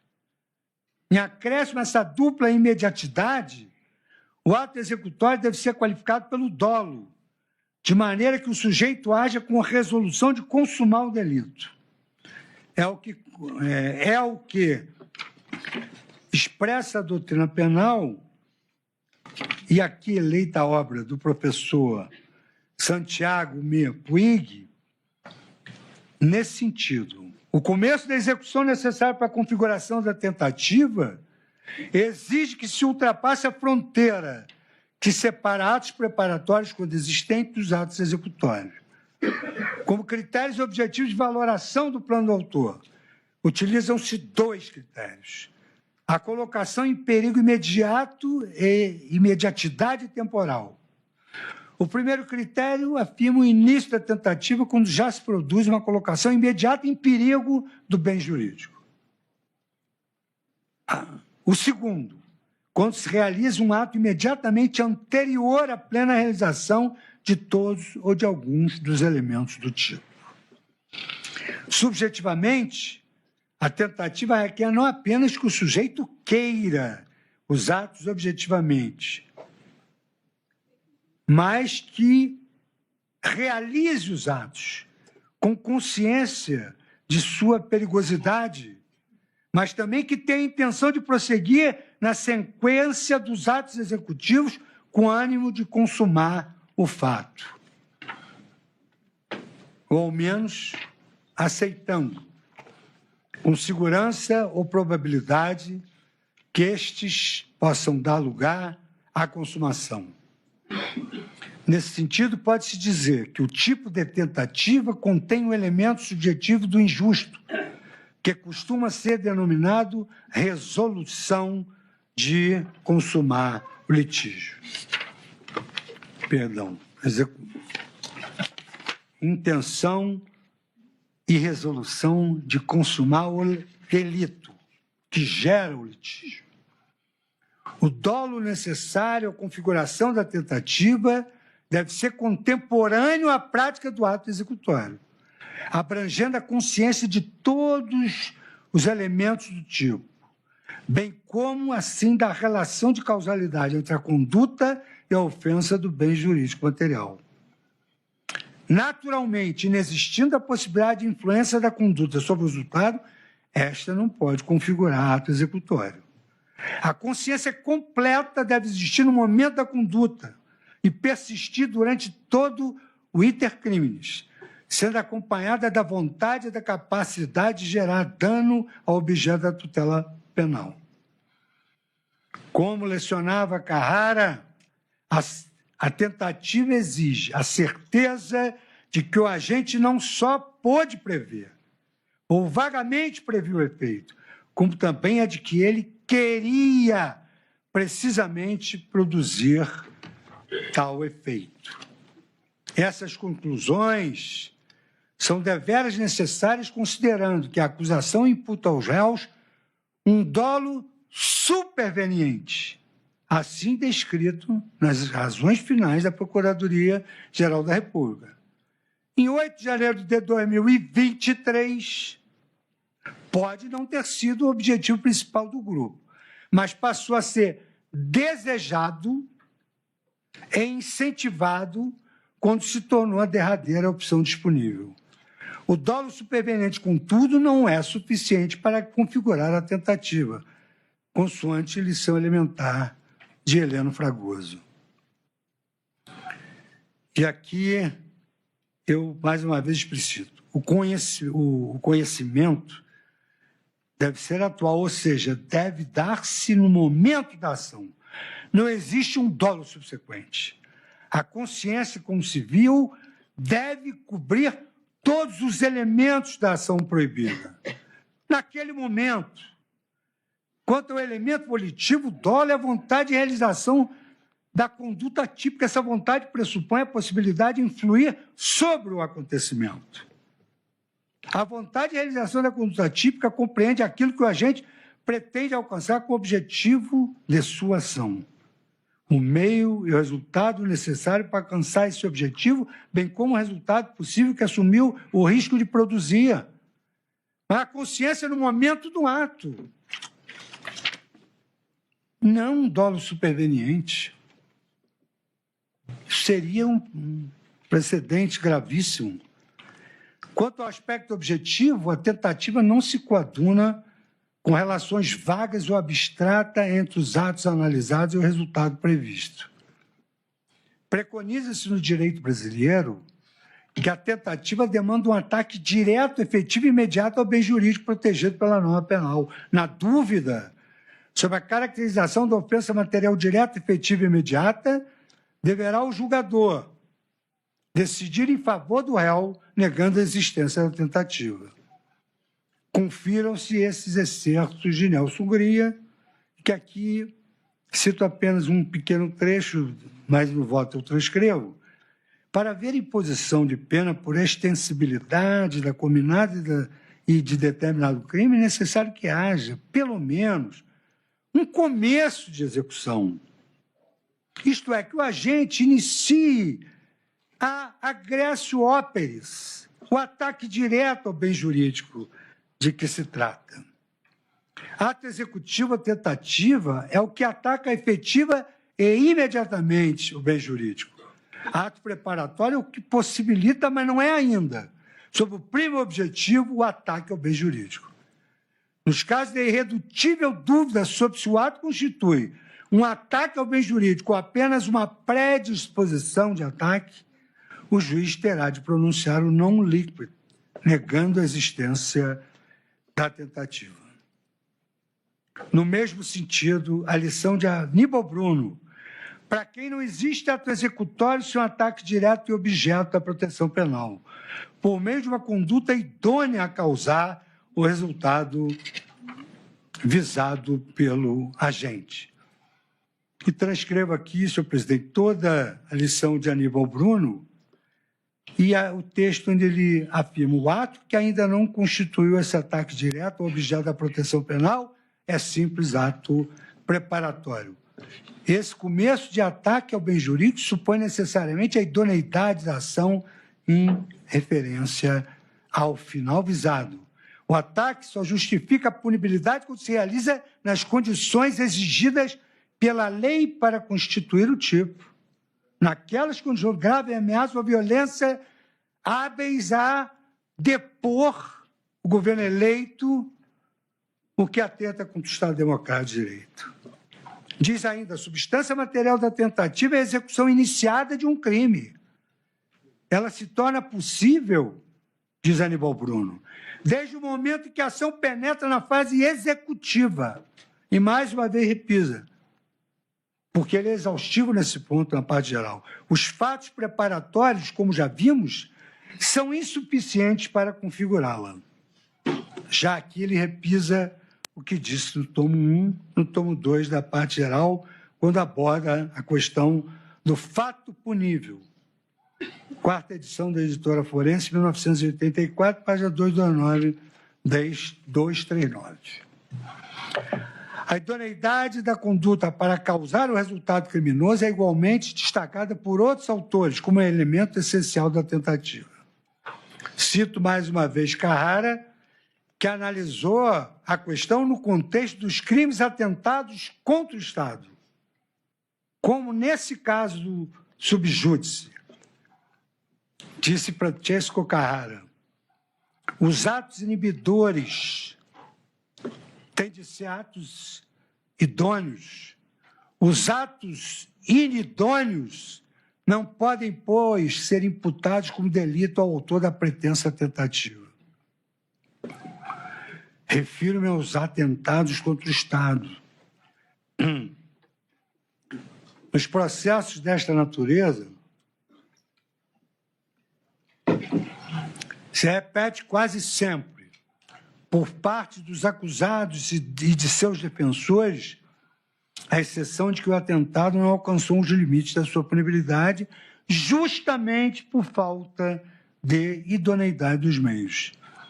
Se um certo delito se considera tentativa como delito consumado, não há razão nem lógica, nem jurídica, para que daí se deva concluir que em tal delito se forma tentativa sem os extremos que lhes são juridicamente necessários.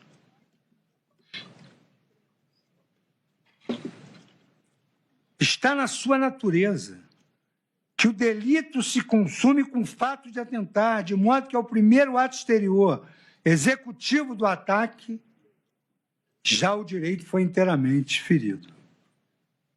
Mas disso não deriva a tentativa de ataque, não deriva que a tentativa de ataque permaneça punível, quando tenha faltado a idoneidade aos atos exteriores sobre os quais se desejaria que fossem construídas. De outro modo, repugnaria que atos inconsequentes e pueris configurassem uma ofensa perfeita à lei. É isso que nós vamos analisar na individualização das condutas, se alguém entrou nessa outra fase dos atos executórios.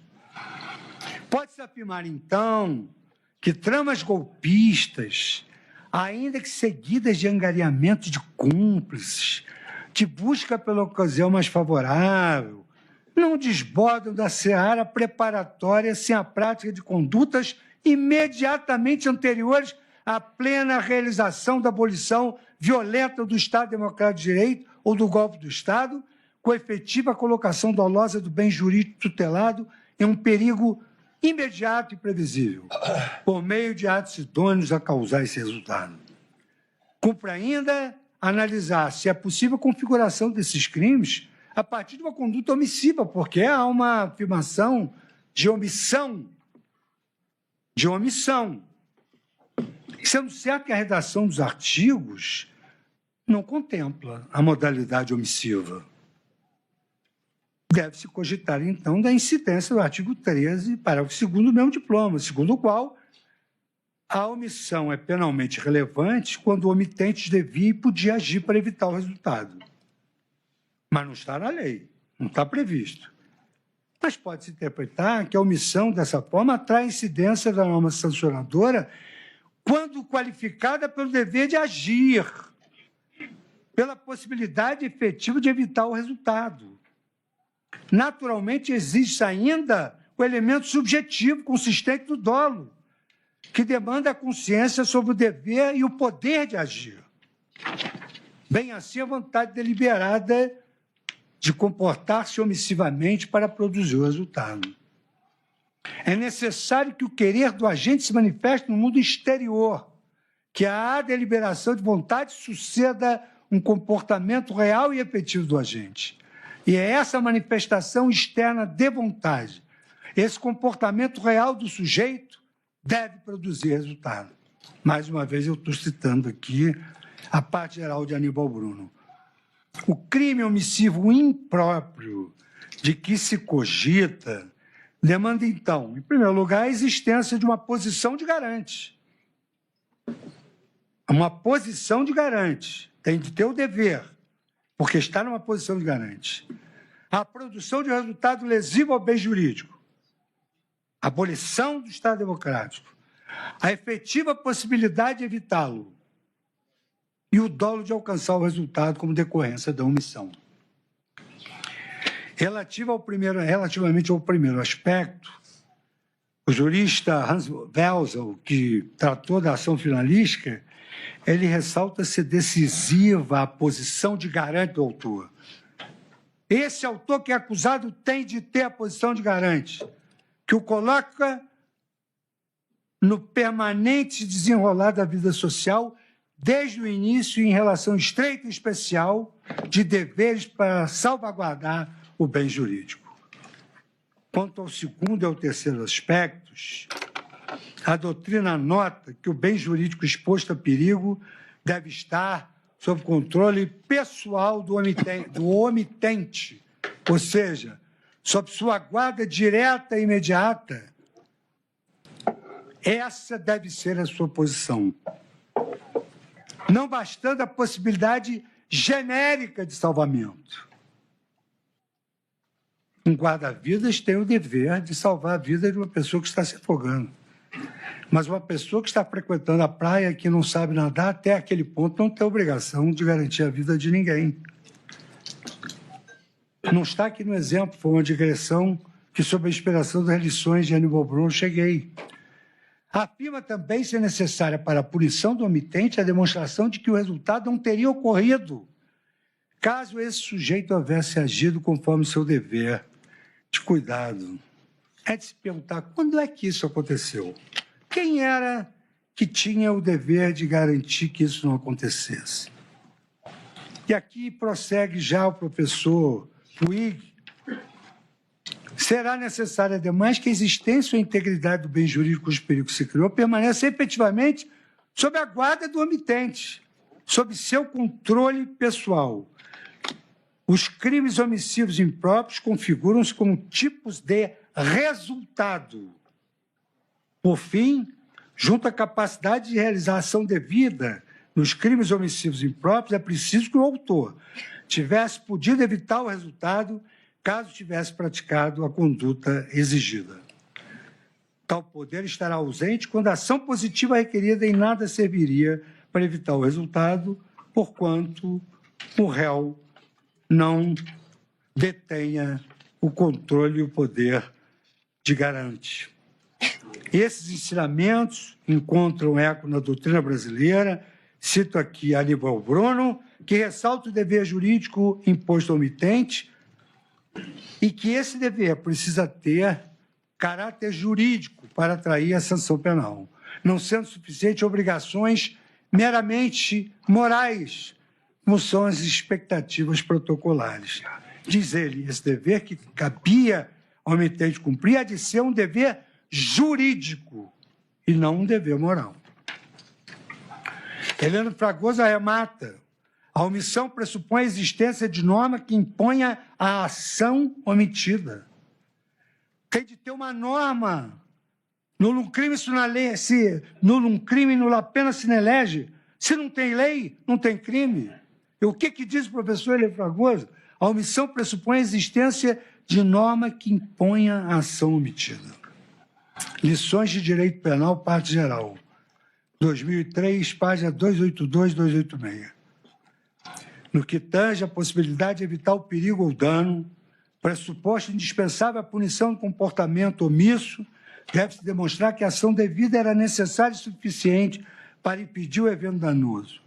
Para se aferir da causalidade da omissão, deve ser formulada a seguinte pergunta: teria sido impedido pela ação omitida o evento subsequente? Se afirmativa a resposta, a omissão é causal em relação ao evento. Essa indagação, e o professor e filósofo Martin Heidegger diz que quando se pergunta já se sabe a resposta, foi feita pela genialidade dos professores Heleno Fragoso e Nelson Hungria nos seus comentários ao Código Penal. Essas premissas são relevantíssimas, considerando-se que a acusação imputa a pessoas que não tinham mais o dever de garante uma omissão qualificada que estimulou a ruptura democrática. Todavia, os pressupostos indispensáveis à caracterização do crime omissivo impróprio não foram adequadamente demonstrados. Sustenta a Procuradoria-Geral da República que um réu estaria na posição de garante porque, como chefe de Estado, possuía um papel fundamental na preservação da ordem e da contenção de discursos e ações extremistas, notadamente quando estas adivinham diretamente seus apoiadores. Em outro trecho, imputa ao réu negligência, fundamentada na sua posição de autoridade, não apenas tendo deixado de prevenir a ampliação da violência, mas contribuiu ativamente para a crise de institucionalidade. Com a devida vênia, talvez por minha limitação, não compreendi essa narrativa. Porquanto o denunciado não ocupava mais a posição de chefe de Estado em 8 de janeiro de 2023, data dos atos de vandalismo praticados por terceiros na Praça dos Três Poderes, de modo que a sua suposta posição de garante não poderia decorrer do cargo. Também não é admissível deduzir posição de garante como decorrência do artigo 13, parágrafo 2º do Código Penal, que prevê a responsabilização daquele que, com seu comportamento anterior, criou o risco da ocorrência do resultado. Embora não faça alusão a esse dispositivo, o que por si só já é problemático, na minha pequena compreensão, considerando o princípio acusatório, o parquê, com a devida vênia, sustenta que, ao se recusar a reconhecer a derrota eleitoral de forma clara e ao não promover a desmobilização dos acampamentos, alimentou a insatisfação e o caos social, que culminaram nas manifestações violentas. Data vênia, há uma falha argumentativa nessa parte da acusação, pois não há demonstração de qualquer dever jurídico, senão simplesmente a invocação de uma expectativa protocolar de reconhecimento da derrota eleitoral de forma clara ou uma suposta obrigação moral de desmobilização dos acampamentos. Não houve sequer a preocupação de especificar quais ações concretas o réu tinha o dever de adotar. Nem se demonstrou como esses comportamentos juridicamente exigidos seriam necessários e suficientes para impedir o vandalismo de 2023. Tampouco se alegou o indispensável dolo consistindo na consciência e na previsibilidade do advento dos episódios de 8 de janeiro de 2023, que deveriam estar sob o controle pessoal do omitente para admitir-se a sua responsabilização. Longe disso, me parece, amparar-se o Ministério Público em uma vaga e hipotética omissão perante o risco de descontrole, sustentando de forma genérica o seguinte: excluam-se as contribuições da organização criminosa e 8 de janeiro não teria sequer sido cogitado. Pretende-se, assim, uma punição pelo que a doutrina penal denominou de possibilidade genérica de salvamento, algo vedado pelo ordenamento penal. A propósito, são muito pertinentes observações, principalmente aquelas feitas por estudiosos dos movimentos militares, da ditadura militar. Eu fui estudante de colégio público e universidade pública. Eu sei o que é a ditadura, eu sei as consequências da ditadura, eu sei como se promovem os atos da ditadura, eu sei como sofrem as vítimas da ditadura. O historiador Hélio Gaspar, Ditadura Envergonhada, escreveu: ditadura escancarada, ditadura derrotada, ditadura encurralada, ditadura acabada. É autor de um histórico num periódico denominado Uma Girafa no Supremo. Eu vou transcrever o texto todo. Eu vou transcrever apenas a conclusão final do historiador.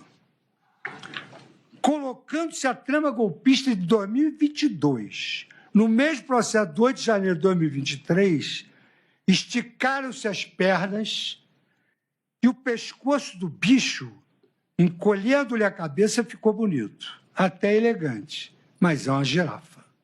No escrito denominado Uma Girafa no Supremo.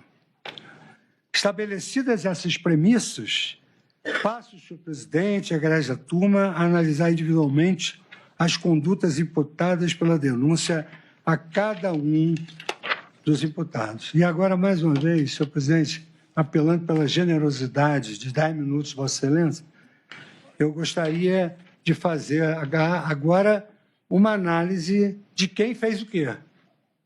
Uma análise das condutas individualizadas. 10 minutos. Pois não. Então podemos suspender a sessão por 10 minutos. Fica suspensa a sessão, então, pelo prazo de 10 minutos.